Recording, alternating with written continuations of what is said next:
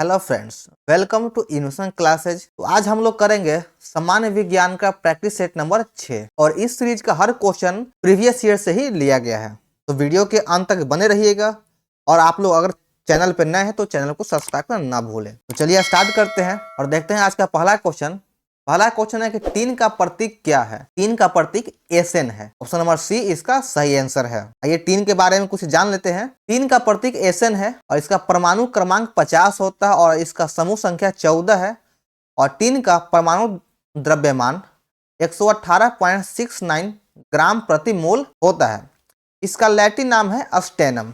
SN का Latin नाम अस्टेनम है। ये अगला क्वेश्चन देखते हैं। एक रेडियो एक्टिव पदार्थ की अर्ध आयु 6 महीने है। पदार्थ का 3/4 डैश में क्षय हो सकता है, यानी कितने महीनों में क्षय हो सकता है? 3/4 भाग, तो यह 12 महीनों में क्षय हो जाएगा। 3/4 भाग 12 महीनों में क्षय हो जाएगा। अगला क्वेश्चन है, सूखी बर्फ क्या है? सूखे बर्फ को और किस नाम से जाना जाता है? तो इसे ठोस कार्बन डाइऑक्साइड भी कहा जाता है। ऑप्शन नंबर ए सही है। क्रिस्टलीकरण किसका उदाहरण है? यह भौतिक परिवर्तन का उदाहरण है। क्रिस्टलीकरण भौतिक परिवर्तन का उदाहरण है। ऑप्शन ए बिल्कुल सही आंसर है। पायरोहाइट निम्नलिखित में से किसका एक अयस्क या खनिज है?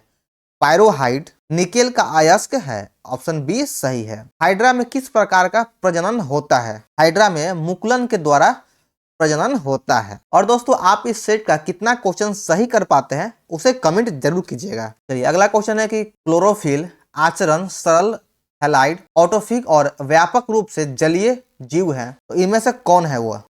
तो इसका सही आंसर हो जाएगा ऑप्शन नंबर सी शैवाल। इसका शैवाल सही आंसर है। अगला क्वेश्चन है, बायोलॉजिकल नाम आमतौर पर किस भाषा से प्राप्त हुआ है? यह लैटिन भाषा से प्राप्त है।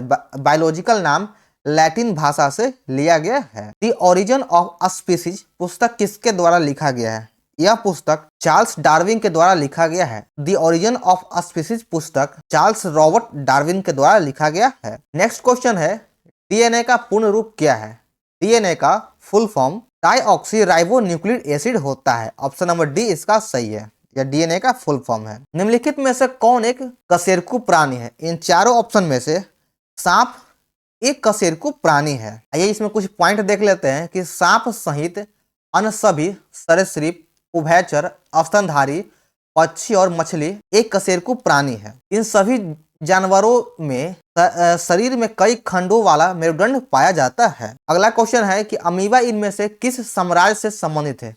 अमीबा का संबंध प्रोटिस्टा संघ से है। ऑप्शन बी सही है। अगला क्वेश्चन है, निम्न में से कौन सा उस जीव का एक उदाहरण नहीं है जो शरीर के बाहर खाद्य सामग्री को तोड़ता है और फिर उसे अवशोषित करता है? तो इसका सही आंसर हो जाएगा ऑप्शन नंबर डी। इसका सांप सही है। सांप सीधे भोजन को निगल जाता है, बाहर तोड़ता नहीं है और यह पेट में फिर उसका पचाता है। आगे बढ़ते हैं। उच्च श्रेणी के होने के नाते श्रेणियों का एकत्रीकरण है जो कुछ समानताओं को प्रदर्शित करता है। तो इसका सही आंसर हो जाएगा option number a gun. Association में दोनों भागीदारों के अस्तित्व के लिए किस प्रकार का पारस्परिक संबंध आवश्यक है? इन दोनों के बीच में सिम्बायोसिस संबंध आवश्यक है। ऑप्शन नंबर ए सही है। पैरामीशियम में भोजन का एक विशिष्ट स्थान तक की गति द्वारा पहुंचता है जो कोशिका के पूरी सतह को ढके होता है। यह किस गति के द्वारा पहुंचता है? पक्षाभ्य गति के द्वारा पहुंचता है। ऑप्शन नंबर ए इसका सही आंसर है। अगला क्वेश्चन है, मानव शरीर में कोशिकाओं की खोज किसने किया? कोशिका की खोज रॉबर्ट हुक के द्वारा किया गया है। ऑप्शन बी सही है। कोशिका का सिद्धांत स्लाडन एवं स्वान के द्वारा दिया गया है। कोशिका सिद्धांत स्लाडन एवं स्वान के द्वारा दिया गया है। और वहीं अगर बात कर ले कि केंद्र की खोज, तो केंद्र की खोज रॉबर्ट ब्राउन के द्वारा किया गया है। केंद्र की खोज रॉबर्ट ब्राउन के द्वारा किया गया है। चलिए आगे बढ़ते हैं। आइए इसमें कुछ पॉइंट दिया गया, हम लोग उसे देख लेते हैं कि रॉबर्ट हुक ने मानव शरीर में कोशिकाओं की खोज की। इसकी खोज 1665 में रॉबर्ट हुक के द्वारा किया गया है। यानी कोशिका की खोज 1665 ईस्वी में रॉबर्ट हुक के द्वारा किया गया।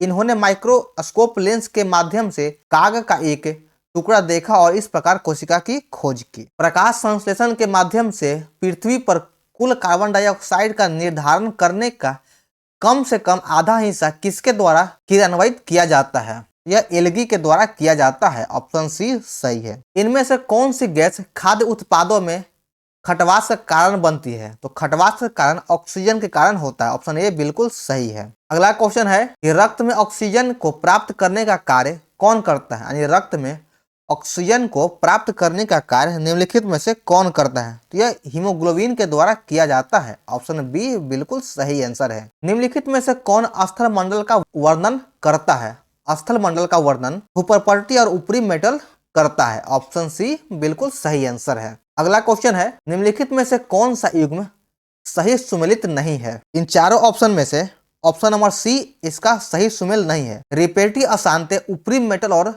दुर्बल तापमंडल का बीच की सीमा यह बिल्कुल गलत है। बाकी आप देख लेते हैं कि भूपर्पटी और मेटल के बीच की सीमा को मोहरोविच अशांति कहा जाता है। मेटल और क्रोड के बीच की सीमा को गुटेनबर्ग अशांति कहा जाता है और बाह्य कोड और आंतरिक कोड के बीच की सीमा रेखा को लोहमैन अशांति कहा जाता है। अग्निशामक यंत्र में किस गैस का उपयोग किया जाता है। अग्निशामक यंत्र में कार्बन डाइऑक्साइड गैस का उपयोग किया जाता है। गैल्वेनीकरण धातु पर किसके लेपन की प्रक्रिया है, तो इस पर जिंक के लेपन की यह प्रक्रिया है। ऑप्शन नंबर डी इसका सही आंसर है। अगला क्वेश्चन है कि निम्नलिखित में से किस तेल में सोडियम को रखा जाता है, तो सोडियम को मिट्टी के तेल जिसे किरोसिन का तेल कहा जाता है, यह उसमें रखा जाता है। अगला क्वेश्चन है कि एक बल्ब का तंतु किसका बना होता है। बल्ब का तंतु टंगस्टन का बना होता है। ऑप्शन बी इसका सही आंसर है। अगला प्रश्न है कि निम्न में से कौन सा अधातु उष्मा एवं विद्युत का सुचालक है। इन चारों ऑप्शन में से ग्रेफाइट एक अधातु है जो उष्मा एवं विद्युत का सुचालक है। निम्न में से कौन सा बेकिंग सोडा का रासायनिक सूत्र है। बेकिंग सोडा का रासायनिक सूत्र सोडियम बाइकार्बोनेट होता है। सोडियम बाइकार्बोनेट होता है और धोवन सोडा का रासायनिक सूत्र सोडियम कार्बोनेट है। अगला क्वेश्चन है शुष्क सेल का कैथोड किससे बना होता है। शुष्क सेल का कैथोड कार्बन का बना होता है। निम्नलिखित में से कौन सा एक रासायनिक परिवर्तन नहीं है। इन चारों ऑप्शन में से वाष्प का जल की बूंदों में रूपांतरण यह एक भौतिक परिवर्तन है, इसलिए इसका ऑप्शन नंबर सी सही होगा। प्लास्टर ऑफ पेरिस एक रासायनिक पदार्थ है जिसका उपयोग मूर्तिकला सामग्री और धुंध पट्टियों में किया जाता है। यह किसका उत्पाद है, तो यह कैल्शियम का उत्पाद है। ऑप्शन सी बिल्कुल सही आंसर है। घरेलू शर्करा का वैज्ञानिक नाम क्या है। घरेलू शर्करा का वैज्ञानिक नाम सुक्रोज है। ऑप्शन सी बिल्कुल सही है। सुक्रोज को हम लोग घरेलू शर्करा के रूप में जानते हैं। तो चलिए हमारा साइंस का सेट नंबर 6 समाप्त होता है। तो इस वीडियो को ज़्यादा से ज़्यादा शेयर कर दीजिए और वीडियो अगर अच्छा लगे तो वीडियो को लाइक कर दीजिए और चैनल पर सब्सक्राइब करना ना भूलें। तो चलिए मिलते हैं फिर हम लोग अगले वीडियो में। जय हिंद।